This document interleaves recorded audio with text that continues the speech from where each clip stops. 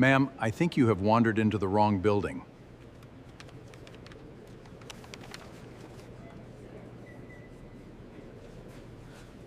The teller's hand was still shaking when security pulled the doors shut behind the old woman in the gray coat, but that was later.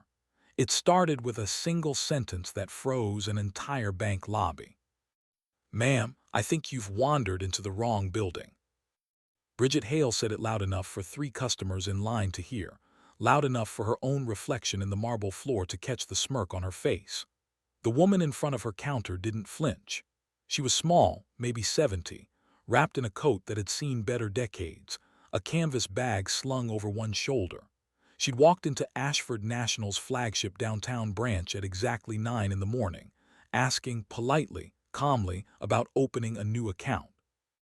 "I was told this branch handles personal banking," the woman said. "This branch handles premium clients." Bridget's eyes flicked to the bag, then back up.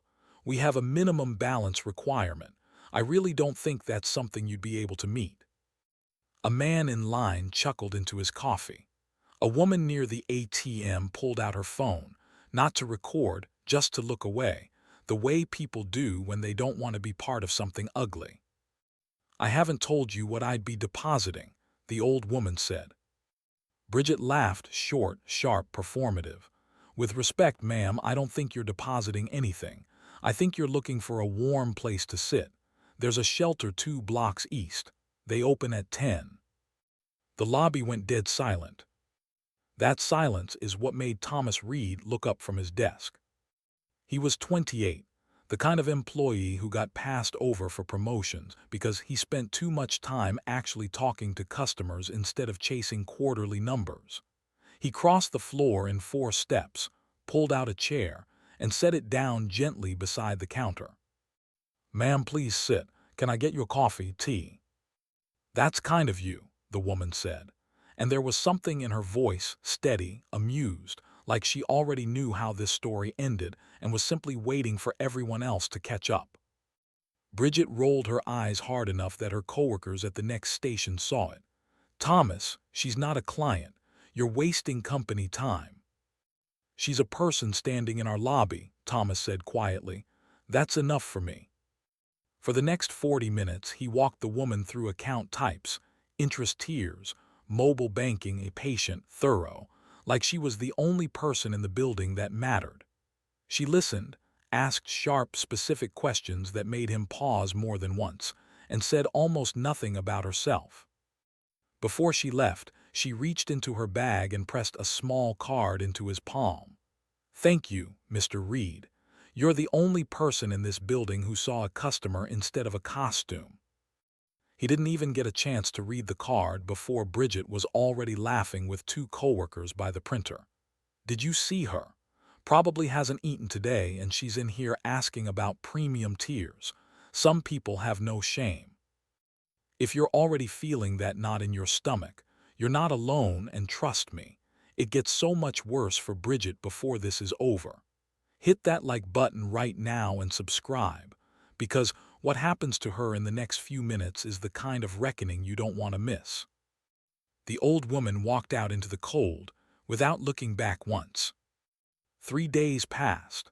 Nothing about the branch changed, the same lobby, the same overhead music, the same Bridget strutting between desks like she owned the marble under her heels. Then, on a Thursday morning, the regional director's office phone rang, and Gerald Lane picked it up expecting a routine call. He did not expect to hear the words, "Emergency visit from the chairwoman," and she lands in 40 minutes. "The chairwoman," Gerald repeated, standing so fast his chair rolled backward into the wall. "Eleanor Whitmore is coming here, today." Within 20 minutes, the entire branch had transformed into a different building. Security doubled at the entrance. A cleaning crew swept through the lobby twice. Executives who normally worked from the corporate tower 30 floors above suddenly materialized on the ground floor, adjusting ties, rehearsing greetings under their breath. "Why didn't we get more notice?" one VP hissed. "She doesn't give notice," Gerald snapped back. "That's the entire point of her visits. Everyone line up, now." Bridget straightened her blazer, smoothed her hair, and allowed herself a small, satisfied smile. A visit from the chairwoman herself meant a chance to shine in front of the only person whose opinion could actually change her career. She positioned herself near the front of the line, chin lifted, ready. The elevator chimed. The doors slid open. And the lobby, already tense, already silent, turned to stone. Walking out of that elevator was the same woman from 3 days earlier, the same face, the same steady eyes, but the faded gray coat was gone, replaced by a tailored navy suit that fit like it had been made for exactly this moment, because it had been. Every wrinkle of fatigue Bridget had mistaken for poverty now read as something else entirely: quiet, deliberate authority. "Good morning, Ms. Whitmore," the CEO said, rushing forward with his hand extended. Bridget's stomach dropped through the floor. "The beggar," she whispered before she could stop herself. Eleanor Whitmore's gaze swept the lobby and landed, without hurry, directly on Bridget. "Miss Hale, isn't it? We spoke on Monday. You were very clear about who belongs in this building and who doesn't." The color drained from Bridget's face so fast that Gerald actually reached out to steady her shoulder. "Ms. Whitmore, I had no idea. I would never have." "That's precisely the problem," Eleanor said, her voice calm, almost gentle, which somehow made it worse. "You shouldn't need to know who I am to treat me with basic respect. The fact that you only would have been kind if you'd known I was your boss tells me everything about your character." She turned to Gerald. "Conference room, now, and bring me whoever else was on the floor that morning." The room upstairs felt smaller than it was. Eleanor sat at the head of the table, a tablet in front of her, while Bridget sat across from her, hands clenched in her lap, sweat beading at her hairline despite the air conditioning. "I have hours of footage," Eleanor said, sliding the tablet forward so the screen faced the room. "Every branch, every interaction, recorded by my own private team over the past 6 months. I wanted to know how this company treats people when no executive is watching. Do you know what I found at most branches, Ms. Hale?" Bridget shook her head, unable to speak. "Mediocrity, indifference, but here I found something worse: cruelty, to an elderly woman you assumed had nothing to offer you." "I'm so sorry," Bridget finally managed, her voice cracking.